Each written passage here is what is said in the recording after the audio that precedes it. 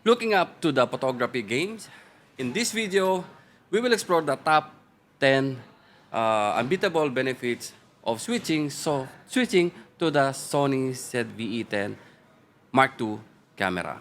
So guys, whether you are professional photographers, filmmakers, bloggers, or whether you are beginners or seasoned pro, in this video will showcase to you 10 reasons why the Sony ZV-E10 Mark II is the best choice now in 2024.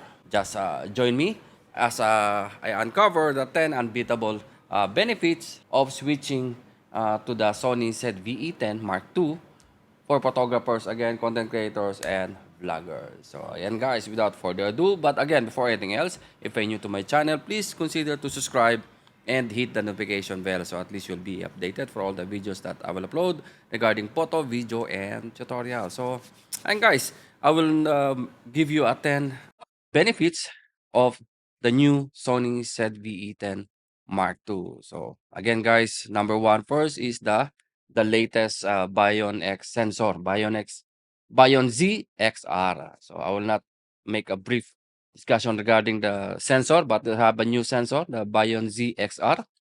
Number two, the creative look in camera. So this is creative look is similar for Fuji, which is film simulation.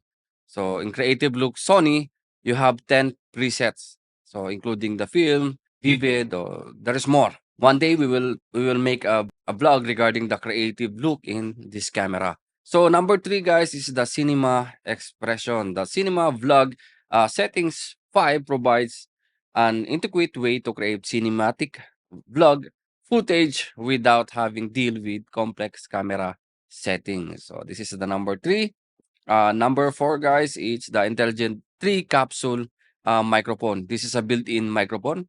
An advanced 3 microphone offers excellent pickup and noise reduction performance.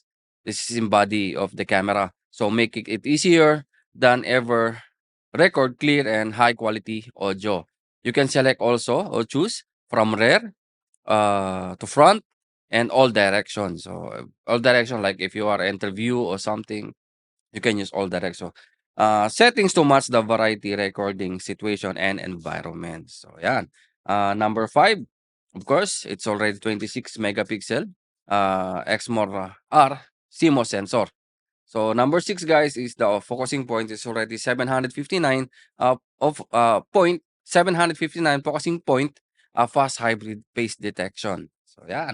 Number seven, it's a maximum bit rate. Again, guys, this is 600 maximum bit rate of XAVC SI 42210 bit, which is Ultra HD or 4K Ultra HD 3840 by 2160 at 24 frames, 25 to 30, 50, 60, from 240 up to 600 megabytes per second. Yan guys. And number 8, the battery. So the battery of this camera is already um, NPFZ100. So it's similar already with the 6000 series and all big cameras from Sony, the A7S, FX3, FX30, name it guys. It's the bigger battery compared for the previous one, which is FW50.